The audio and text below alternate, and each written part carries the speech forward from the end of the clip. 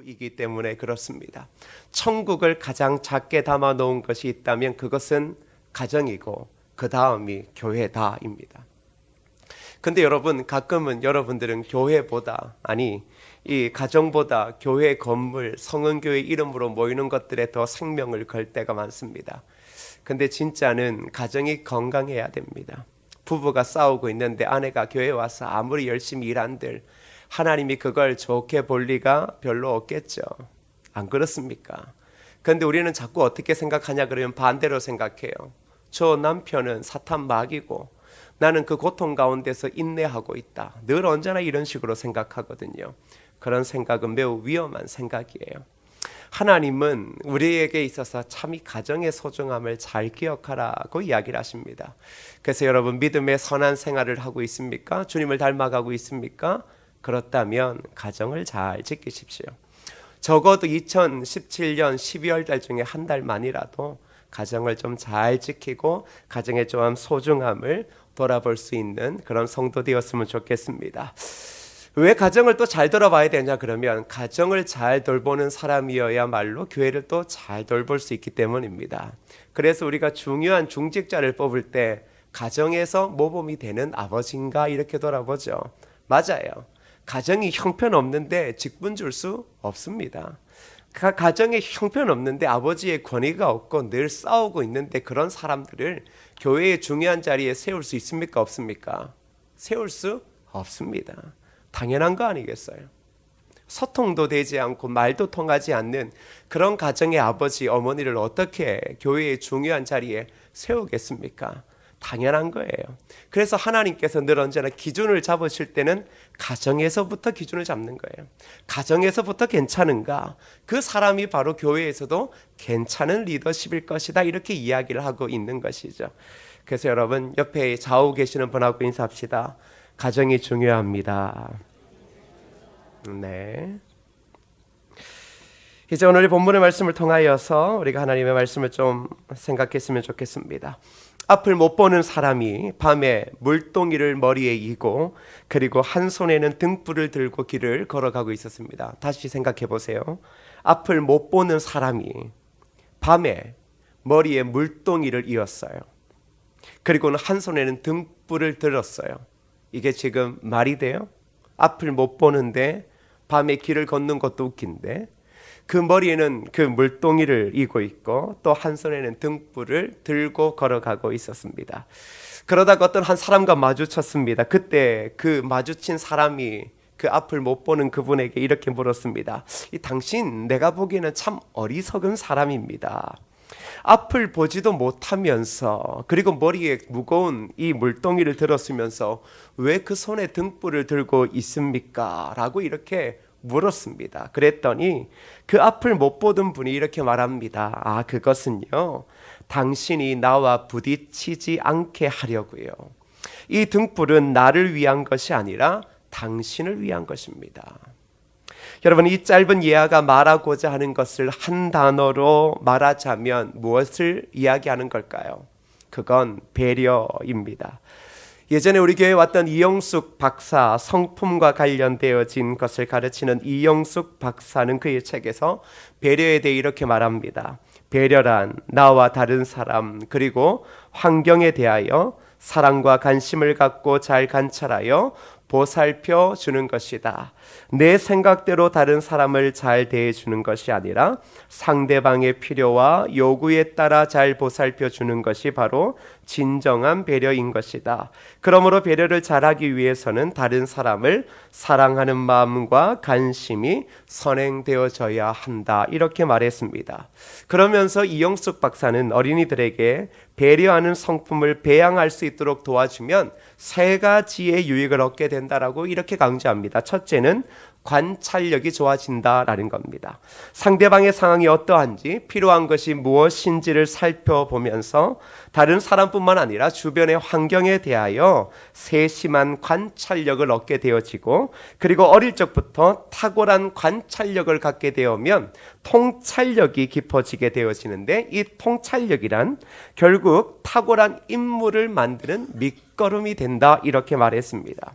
그리고 두 번째, 배려하는 성품을 배양하면 자신감이 생긴다라고 말합니다. 다른 사람을 도울 수 있는 자신감은 자녀의 내적인 효능감을 강화시켜준다.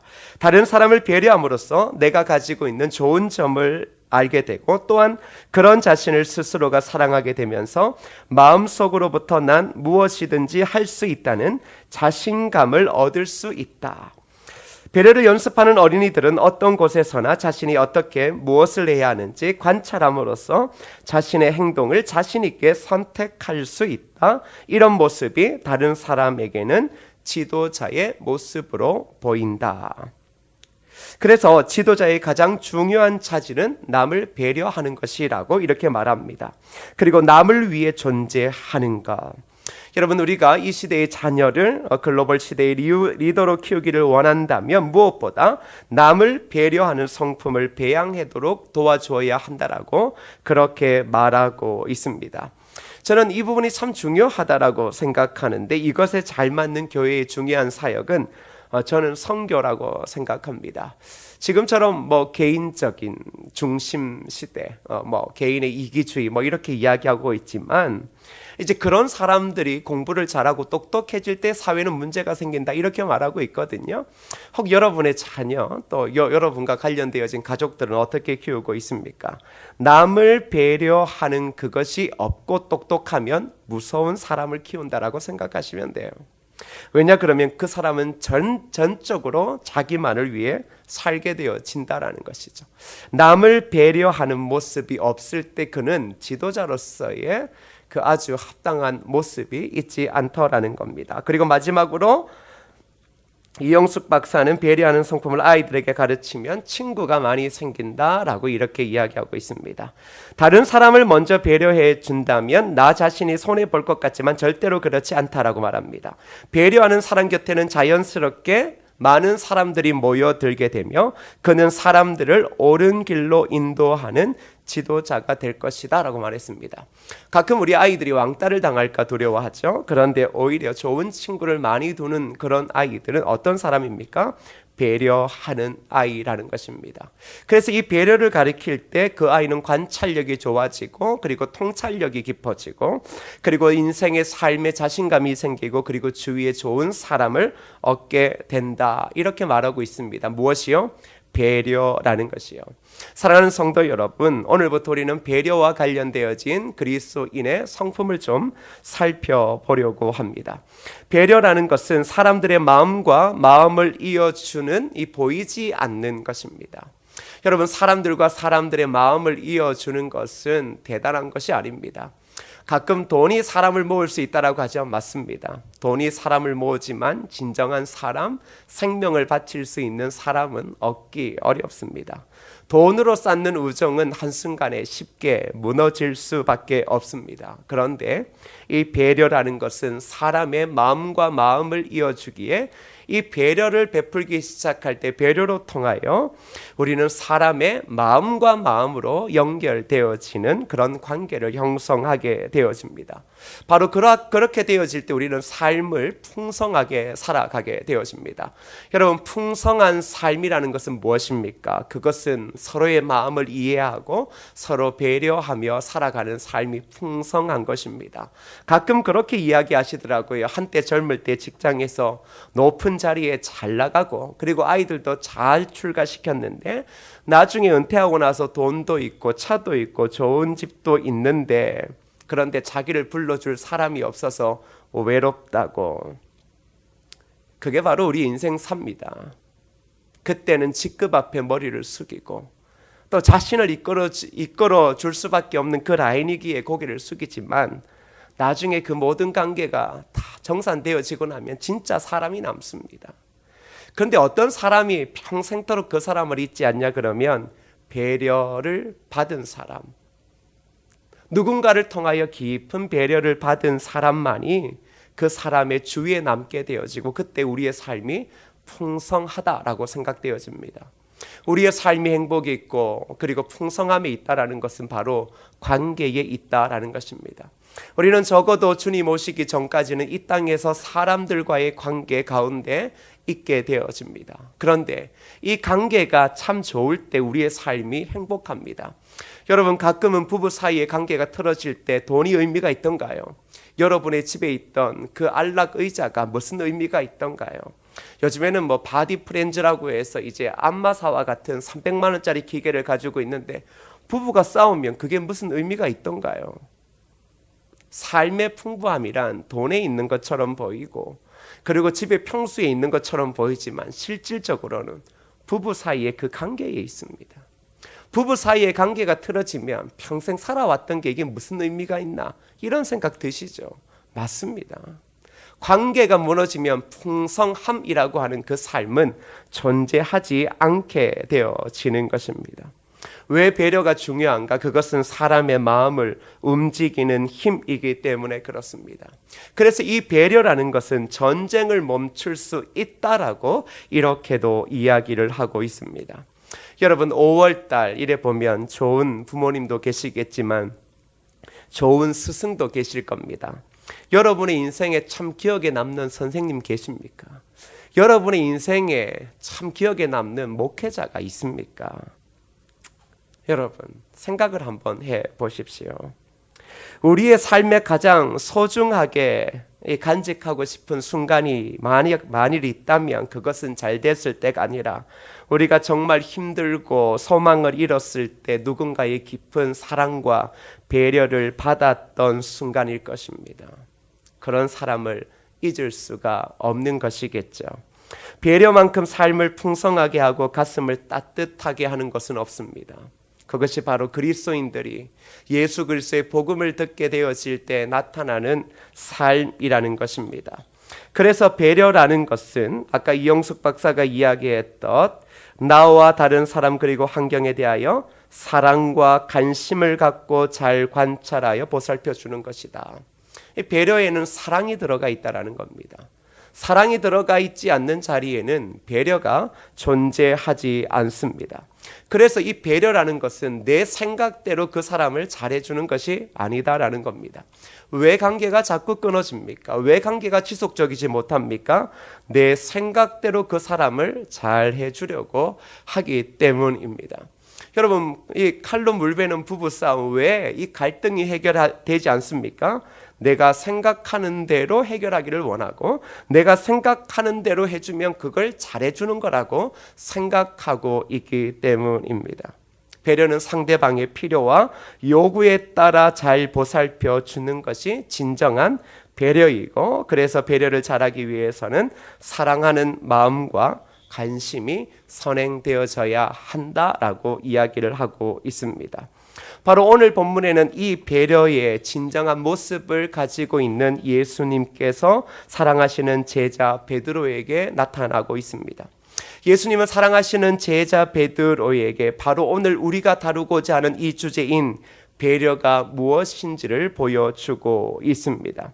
그래서 그 배려를 통하여서 이 베드로는 다시금 절망과 좌절에서 일어나고 사명자의 삶을 살게 되었습니다. 주님은 어떻게 베드로를 위로하셨을까요? 그리고 어떻게 베드로를 배려하실 수 있었을까요? 그것은 바로 우리 주님께서는 인간은 실패할 수밖에 없는 연약한 존재라는 사실을 이미 인정하셨기 때문입니다.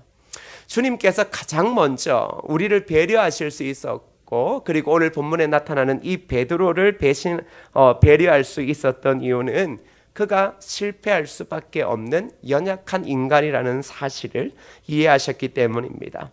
본문 34절을 보십시오. 이렇게 말하죠. 예수께서 이르시되 내가 진실로 내게 이르노니 오늘 밤 다굴기 전에 내가 3번 나를 뭐하리라? 부인하리라.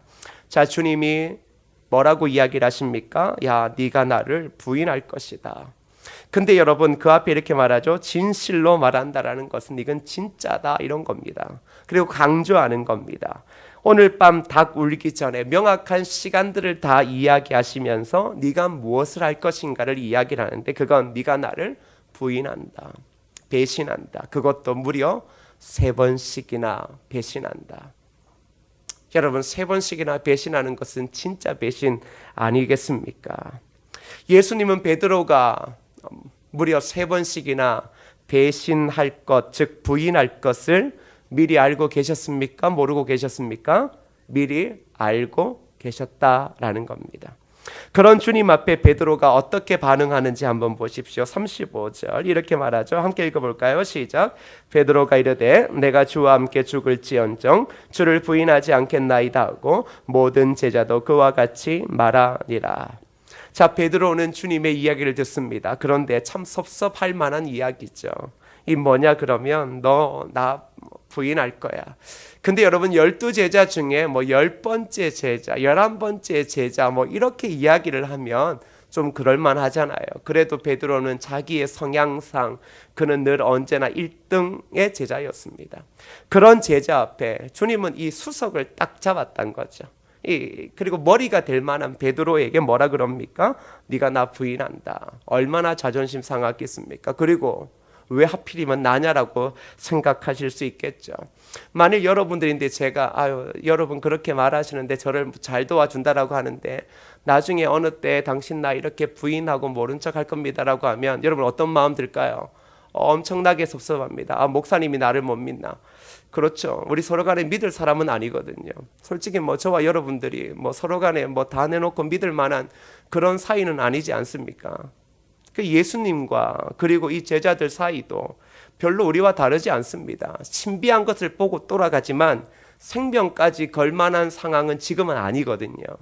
지금 이 순간에 제자들은 따라는 다니고 있고 말씀은 듣고 있지만 생명은 못 내어 걸고 있어요. 그런데 뭐가 있어요? 뜨거움은 있죠. 그래서 베드로가 아주 강하게 이야기를 하는 거예요. 뭐라고 이야기를 합니까? 내가 주와 함께 죽을지언정. 여러분 우리가 죽겠다. 목사님 제가 목사님과 생사를 같이 해야죠. 제발 그랬으면 좋겠어요. 제가 혹 죄를 짓고 넘어져도 생사를 좀 같이 해주면 좋겠어요. 발로 뻥뻥 차지 말고 마음속으로 좀 대답해 보세요. 나도 여러분들이 죄를 짓고 넘어져도 뻥뻥 안 찰 테니 서로 간에 그러한 관계는 돼야 목사랑 성도하는 것 아닙니까? 뭐예요? 주의 표정 뭐예요? 그건 아닌 거죠? 뭐 여러분들은 용서받고 나는 이제 버림받아야 되는 건 아니잖아요. 이 뭐라고 이야기하면 엄청나게 강한 거예요. 마음이 불편한 거예요. 솔직히 베드로 입장에서는. 베드로 성향이 경상도 성향 같아요. 이 어부 성향이 뭐 어디 가겠습니까? 이게 그런 말은 아니잖아요. 차라리 주님이 너 나와 함께 오늘 죽자 이렇게 하면 그렇죠 죽읍시다 이렇게 해야 되거든요. 이 베드로의 성향상. 근데 베드로가 뭐라고 말합니까? 함께 죽을지언정 부인은 하지 않겠다. 이게 뭘 얘기하냐 그러면 그의 성향을 다루는. 이거 부인하는 거는 배신하는 거는 얼굴 들고 그 사회에서 못 사는 거거든요. 남자가 칼을 뽑았으면 끝장을 내는 거지. 이거 어설프게 뭐예요? 주님이 좀 어려움 당한다고 내가 이 주님을 부인한다. 이거는 사나이의 이 삶에 전혀 어울리지 않는 거예요. 그러니까 베드로는 전형적인 사나이예요. 자, 그래서 뭐라고 이야기합니까? 함께 죽겠다. 그러나 부인은 하지 않겠다. 근데 여러분, 그렇게 이야기를 하니까 이제 그 뒤에가 웃긴 거예요. 모든 제자도 그와 같이 말하니라. 이거 되게 섭섭했던 것 같아요. 제가 보기에는. 주님을 3년 동안 믿고 모든 거 다 버리고 따랐잖아요. 부모고 뭐고 다 버리고 직업도 뭐고 다 버리고 따랐는데 솔직히 뭐 이런 생각, 그냥 제 생각에는 그 당시에 뭐 그런 직업점이야 버리고 따라도 될 만하지 않나 뭐 이런 생각은 혹 듭니다. 오해는 하지 마세요. 여러분 보고 그러는 건 아니고. 근데 그 제자들도 솔직히 베드로와 같은 마음이었을 거예요. 이 뭐냐 그러면 우리 베드로 이제 그 제자들도 뭐라고 이야기를 해요? 부인하지 않겠다. 이 베드로만의 문제가 아니었어요. 따지고 보면 베드로만 부인한 거라고처럼 보이잖아요. 그런데 그 뒤에 모든 제자도 그와 같이 말하니라 라고 이야기를 하고 성경은 이제 그 제자를 대표하는 베드로의 포커스를 맞춰서 계속 그의 그 행동과 시간대별로 어떤 일들을 하는지를 조명하고 있다라는 것이죠. 그런데 우리가 잘 알듯 그의 장담은 하루도 지나지 않아 어떻게 되어집니까? 무너집니다. 여러분 그럴 때 많죠. 하나님을 위해 죽겠다. 제가 보기에는 저뿐만 아니라 여러분도 처음 예수 믿을 때 옛날에 뜨겁게 불 받았을 때 뭐 주님 앞에 다 드리겠다. 첫 번째 뭐 드린다 그럽니까? 살려주셨으니 생명 드리겠다. 마음속으로 한번 물어봐요. 생명 드리고 있는지 생명 아끼고 있는지. 뭐 물질이고 뭐고 버는 거 다 드리겠다. 다 드리고 있는지 아니면 맡기고 있는지 한번 돌아봐요. 저는 잘 몰라요. 여러분이 뭐 어떤 결심을 했는지. 저는 적어도 그냥 제가 은혜를 받으니까 보편적으로 물어보면 생명 드리겠다. 이 기본이더라고요. 이 생명을 좀 심각하게 드리면 목회자의 기로고 좀 덜 심각하게 드리면 이제 다른 길로 가는 거예요. 그런데 하루도 지나지 않아 베드로의 호언장담, 저와 여러분의 호언장담, 주를 위해 살겠다. 여러분 내가 보니까 서운한 것도 엄청나게 많을 거예요. 그렇지 않습니까? 근데 그게 어떻게 되어집니까? 하루도 지나지 않아 무너지더라는 거예요. 그게 우리라는 거죠. 주님을 3년 동안 같이 따라다니며 동고동락하고 같이 밥을 먹고 오병이어의 기적을 보고 신기한 걸 다 보고 이제는 가장 중요한 이제 그 결론적으로 딱 가고 있는데 그 고백이 그 순간에 하루도 지나지 않아 무너진다. 이게 3년만으로도 안 되는구나 라는 생각이 불현듯 들더라고요. 그런데 이 부인이 얼마나 참 자존심이 상하냐 그러면 베드로의 부인은 작은 여종 앞에서 시작되더라는 것이죠. 그리고 그가 나중에는 어떻게 합니까? 자신을 저주하며 맹세까지 해가며 누구를 부인합니까? 예수님을 부인합니다. 예수님을 가장 가까이에서 따른 제자 베드로가 이제 이때 얼마나 철저하게 무너졌는지를 누가는 다음과 같이 기록하고 있습니다. 누가복음 22장 60절에서 62절 읽어볼까요? 시작. 베드로가 이르되 이 사람아 나는 내가 하는 말을 알지 못하노라. 아직 말하고 있을 때에 닭이 곧 울더라. 주께서 돌이켜 베드로를 보시니 베드로가 주의 말씀 곧 오늘 닭 울기 전에 내가 3번 나를 부인하리라 하심이 생각나서 밖에 나가서 심히 통곡하니라. 자, 누가는 베드로가 어떻게 무너졌는지를 매우 상세하게 묘사하고 있습니다. 3년 정도 따르고 호언장담하고 같이 죽겠다라고 한 이 정도 대자라면 그래도 주님 옆에 같이 죽어줘야 되지 않겠습니까? 그런데 주님은 죽지도 않았고 이제 붙잡혀 갔는데 붙잡혀간 그 시 얼마 되지도 않아 베드로는 무엇합니까? 부인합니다. 그러면 나머지 제자들은 어디 갔겠습니까? 베드로는 이 62절에 보면 밖에 나가서 심히 통곡하니라. 그게 그의 무너진 삶, 3년 동안 따라다녔던 것이 아무것도 아니었구나 라고 하는 수많은 회의가 드는 그 절망을 그가 맞이하게 되어집니다. 베드로는 조금 무너진 것이 아닙니다. 완전히 무너졌습니다. 그리고 주님의 제자라고 주님의 기적을 보며 많은 사람들 앞에서 때로는 어깨를 높이 세워 올리며 그렇게 당당했던 그 자신감마저도 그 여종 앞에서 산산이 부서졌고 결국은 주님과 함께 이루려고 했던 꿈도 그리고 그의 살아갈 의욕 또한 잃어버렸습니다. 그리고 그는 옛 제자들과 함께 원래의 삶의 자리로 돌아갔습니다. 여러분, 인간은 실패할 수밖에 없는 존재, 그리고 넘어질 수밖에 없는 그 존재, 그것을 주님은 알고 계셨습니다. 여러분, 우리가 가장 처참한 것은 우리의 실패, 즉 믿음을 저버리고 그리스도를 저버리는 그 실패가 큰 것이 아니라 바로 작은 것 때문에 실패한다는 사실 앞에 솔직히 더 큰 부끄러움이 있습니다. 베드로는 빌라도 앞에서 당당하게 예수님을 부인한 것도 아닙니다. 그는 고작 마당 앞에서 불 쬐는 그곳에서 작은 여종의 그 흘려가는 한마디 앞에서 그는 놀라 예수님을 부인했습니다. 그것이 베드로에게 더 괴로웠습니다. 차라리 모진 고문을 참다 못해 그렇게 부인을 했으면 그래도 좀 덜 양심이 미안할 건데 그는 아주 작고 사소한 그저 늘 언제나 들려지지도 않았던 그 작은 여종의 누군지도 모르는 그 흘려가는 그 한마디에 그는 신앙이고 제자의 양심이고 믿음이고 다 팔아버렸습니다. 사랑하는 성도 여러분, 오늘 저와 여러분들이 바로 그렇지 않습니까?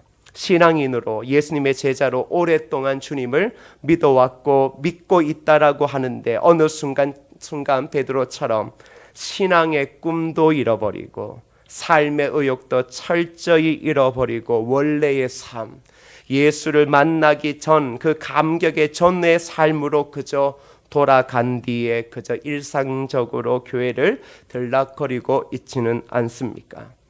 그래서 가끔 그런 사람들이 다시금 교회를 나오게 되어져서 기도라도 하라 그러면 그들이 한결같이 이야기하는 것은 하나님의 이름을 부르기조차 부끄럽다라고 이야기를 합니다.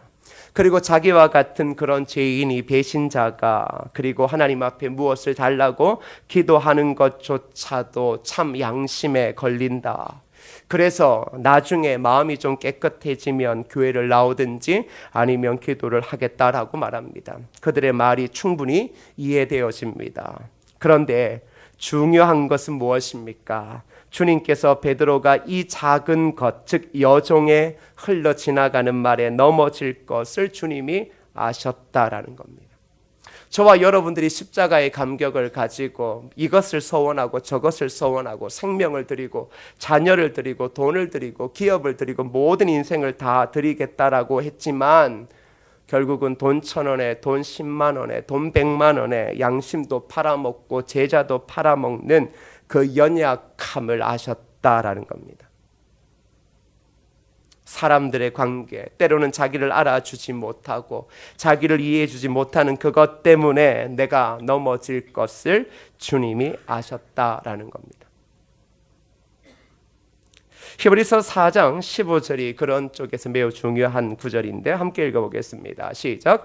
우리에게 있는 대제사장은 우리의 연약함을 동정하지 못하시리가 아니요 모든 일에 우리와 똑같이 시험을 받으시니로되 죄는 없으시니라. 예, 성경에 보면 연약함을 체휼이라는 단어를 썼습니다. 그 뜻은 몸소 그 사람의 아픔을 체험하고 긍휼히 여기는 것이란 뜻입니다. 주님은 우리의 연약함을 어떻게 아신다라고 하죠? 아시고라고 이야기를 하고 있습니다. 주님은 우리의 연약함을 아신다라고 말합니다. 이게 매우 중요합니다. 연약함을 알 때 배려할 수 있습니다. 그렇습니다. 배려라는 것은 주님이 저와 여러분을 배려했다라는 것은 우리가 넘어질 걸 아셨습니다. 십자가의 감격 앞에서 구원을 얻어도 어느 순간에는 베드로처럼 그렇게 산산조각 믿음이 물거품처럼 사라질 것들을 다 아셨고 때로는 하나님에 대해 깊은 회의를 가지고 이렇게 신앙생활을 해야 되나 다른 길을 찾을 수밖에 없는 우리의 연약함을 주님께서 아신다라는 것입니다. 그래서 여러분 주님께서 우리의 연약함을 아시고 그리고 동정하지 못하실 이가 아니다라고 말합니다. 우리의 연약함을 아시기에 우리가 넘어짐을 동정하지 못하지 않는다라는 겁니다. 왜 저래? 이해 못하지 않는다라는 겁니다. 여러분 우리의 관계가 깨어지는 것은 왜 그러냐 그러면 그럴 수도 있지라는 것이 사라졌기 때문입니다. 왜 저래? 예수 믿으면 저러면 안 되지. 예수 믿은 직분자가 저러면 안 되지. 예수 믿은 아버지가 저러면 안 되지. 저러면 안 되지입니다. 그러니 저러면 안 되는 것에 뭐가 있습니까? 배려라는 것은 없습니다. 주님은 우리의 연약함을 아셨습니다. 그 믿음 좋았던 수제자 베드로도 여종 앞에서 산산조각 무너질 것을 명확하게 아셨습니다. 아셨지만 섭섭해하지 않으셨습니다. 왜? 그의 연약함을 인간의 몸을 이 땅에 입고 오심을 통하여 충분히 이해하셨기 때문입니다. 그래서 주님은 어떻게 합니까? 사랑하는 베드로에게 배려의 손을 내미는 것입니다. 사랑하는 성도 여러분, 주님은 저와 여러분의 연약함을 아십니다. 때론 베드로처럼 주님을 잘 믿겠다고 호언장담, 성구 영신 예배 때 호언장담 하지 않았습니까? 새벽기도 잘 드리겠다, 금요철야 잘하겠다, 목사님 말씀에 순종하겠다. 근데 한순간에 산산조각 다 무너지고 도대체 내가 뭐 하고 있는가? 과연 주님은 살아계시는가? 이건 뭔가? 이런 생각이 들 때가 많고 절망할 때가 많습니다. 그런데 그걸 주님이 이해하십니다. 그런데 저는 잘 이해를 못합니다. 여러분 입장에서도 여러분이 싫어하는 사람, 여러분의 마음의 기준에 들지 않는 믿음의 삶을 살아가고 있는 사람 여러분 이해합니까? 이해하지 못합니까? 이해하지 못하죠. 근데 여러분도 주님 배신하는데 그 사람 배신하는 게 뭐 대수겠습니까? 내가 배신하는 건 별것 아니고 그 사람을 이해 못하는 건 대단한 겁니까? 그거 아니거든요. 기억하셔야 될 건 무엇입니까? 주님이 우리를 배려하셨다라는 겁니다. 아주 사소한 것에 넘어질 걸 아시고 우리를 배려하셨다라는 것입니다. 그리고 주님이 우리를 향해 지금도 배려의 손길, 십자가의 그 피 묻은 손을 내밀고 있으십니다. 만일 주님이 저와 여러분들을 배려하지 않았다면 우리는 다시금 일어서지 못할 것이고 하나님의 은혜의 보좌 앞에 나아가지 못할 것입니다. 주님은 지금 그 아름다운 배려의 손길을 우리에게 내밀고 있으십니다. 왜 내미느냐? 도와주겠다라는 겁니다. 주님은 우리가 배신하고 넘어지고 신앙을 다 팔아버린다라고 해도 그렇게 우리를 저버리고 차버리지 않습니다. 그런데 교회는 충분히 그럴 요지들이 많습니다. 교회는 차버리고 버리는 것들을 정말 잘합니다. 그런데 주님은 뭘 합니까? 도와주겠다라는 겁니다. 배려의 손을 내미는 겁니다. 그래서 주님은 실패한 베드로의 인생에 찾아오셨음을 우리는 잘 알고 있습니다. 그리고 같이 밥을 함께 먹이시고 네가 나를 사랑하느냐 이렇게 물으십니다. 왜 주님이 베드로의 삶에 찾아오셨을까요? 왜 실패한 베드로의 삶에 왜 주님이 찾아오셨을까요? 다시 말하면 주님이 찾아온다라는 것은 우리의 삶의 실패가 인생의 끝이 아니라는 겁니다. 지금 저와 여러분이 환경적으로 겪고 있는 이 실패처럼 보이는 것이 끝이 아니라는 겁니다. 그래서 주님이 존재하는 것입니다. 만일 이게 끝이라면 주님은 존재할 필요가 없습니다. 지금 저와 여러분들이 얼마나 살았는지는 모르겠지만 삶의 인생에 실패를 자꾸 걸어가고 있다. 근데 예수님은 여러분에게 더 가까이 말씀으로 찾아오겠다는 것은 무엇을 이야기해 주고 싶냐라고 하면 지금 네가 겪고 있는 그 실패처럼 보이는 너의 그 인생 끝이 아니다라는 겁니다.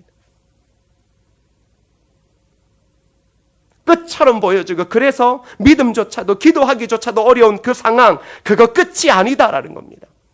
끝이 아니면 뭡니까? 포기하지 말라는 겁니다.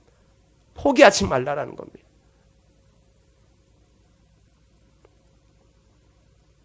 그리스도를 믿는 삶은 한두 번 실패하고 원래의 자리로 돌아갔다고 그것이 끝이 아닙니다. 주님이 그 모든 연약함을, 우리의 연약함을, 각자의 연약함을, 무엇 때문에 쉽게 넘어질 수밖에 없는 그 연약함을 주님은 다 알고 있으시고, 그리고 주님은 오히려 그 실패를 통해 너를 향한 하나님의 깊은 뜻, 깊은 배려를 바라보라고 이야기를 하고 있습니다. 사랑하는 성도 여러분, 늘 기적은 연약함 중에 일어났습니다. 늘 우리의 삶은 주님이 계시지 않을 때는 공허했고 채워지지 않는 빈자리가 늘 있었습니다. 그런데 그 연약함 중에 주님이 찾아오실 때 그때 가장 놀라운 하나님의 기적이 우리의 삶에 일어나더라는 것입니다.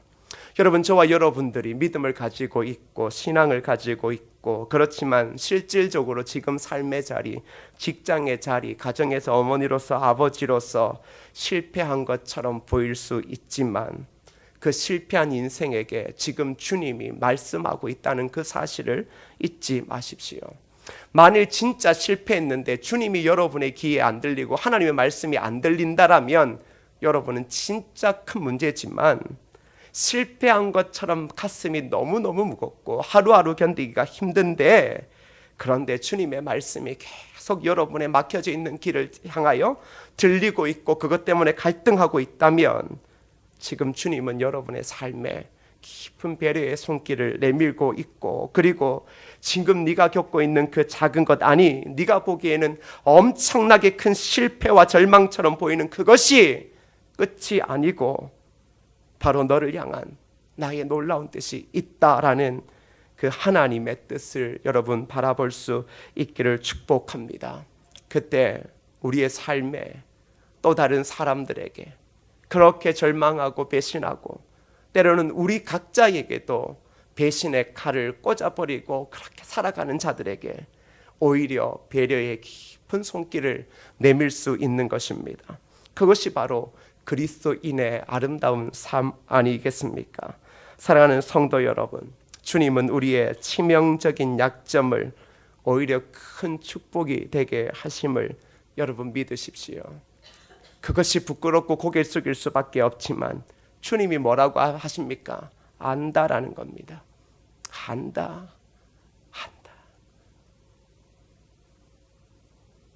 때로는 예배의 자리에도 설 수 없고 기도의 자리에 설 수도 없고 목사 얼굴도 제대로 바라볼 수 없고 그렇게 평생 주님이 중요하다라고 했는데 자녀 얼굴도 바라볼 수 없는 그 절망의 상황.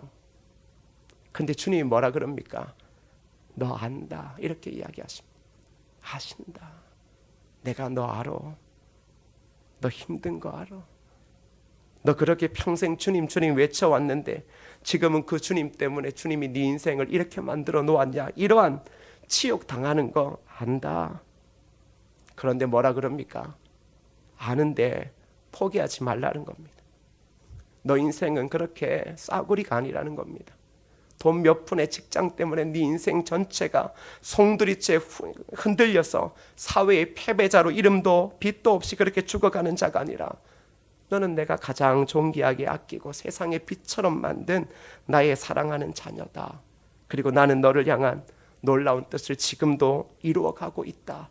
그것을 놓치지 말고 바라보라고 이야기를 하고 있습니다. 사랑하는 성도 여러분, 누군가의 배려를 베푸는 삶을 우리가 살아야 하지만 먼저 그 베푸는 삶을 살 수 있는, 배려의 삶을 살 수 있는 것은 주님이 우리의 그 쓰러짐과 배신과 연약함과 믿음이 없어 주님을 등지고 교회를 등지고 성도들을 등지고 관계를 악화시키고 실패하고 넘어지는 우리를 아시고 우리를 동정하시고 그리고 다시금 실패 속에서 일어나게 하시는 그 하나님, 그 하나님의 은혜를 알 때 우리가 배려의 삶을 살아갈 수 있는 것입니다. 여러분 잊지 마십시오. 우리는 버려진 자가 아닙니다.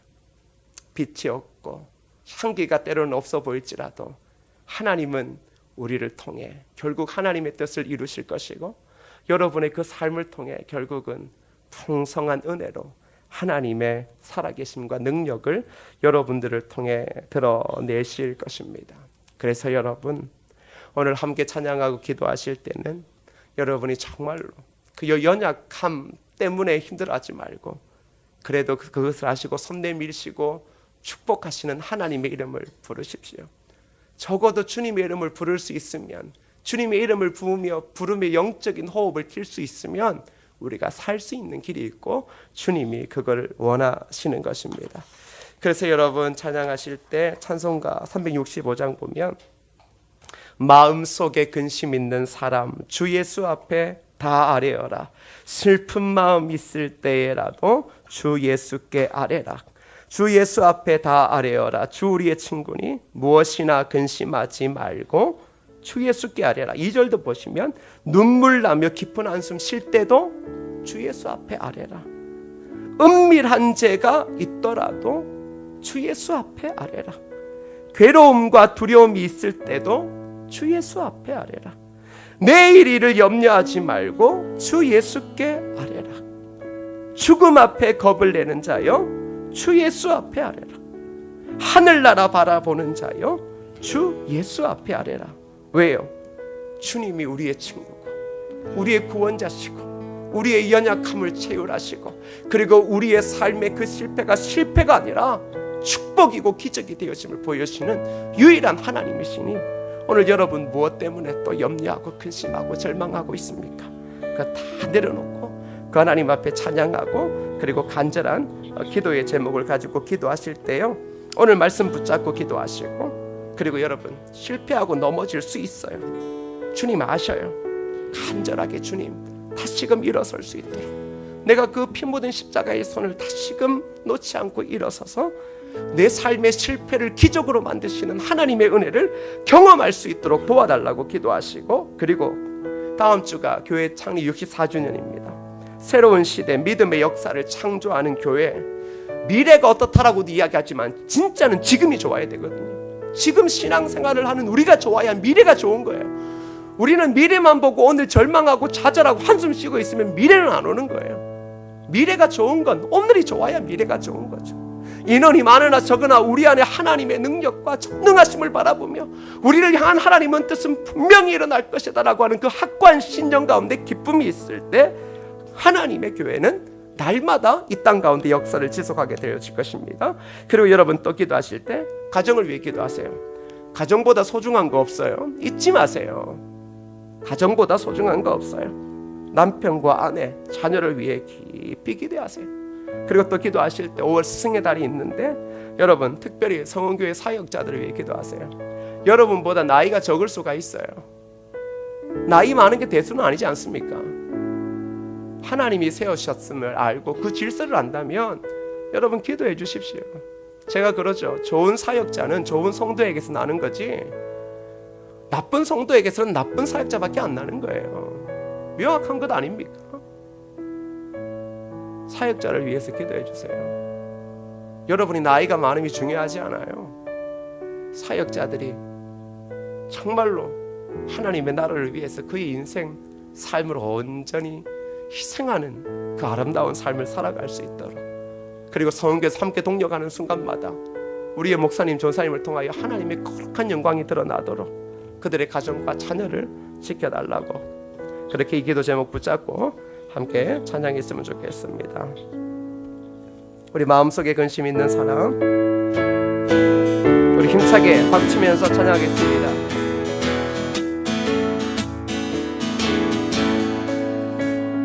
관심 있는 사람 주 예수 앞에 가려라. 슬픈 마음 있을 때라도 주께 다시 한번요. 마음속에 근심 있는 사람, 마음속에 근심 있는 사람 주 예수 앞에 가려라. 슬픈 마음 있을 때라도 주 예수께 아뢰라. 2절입니다. 눈물 나며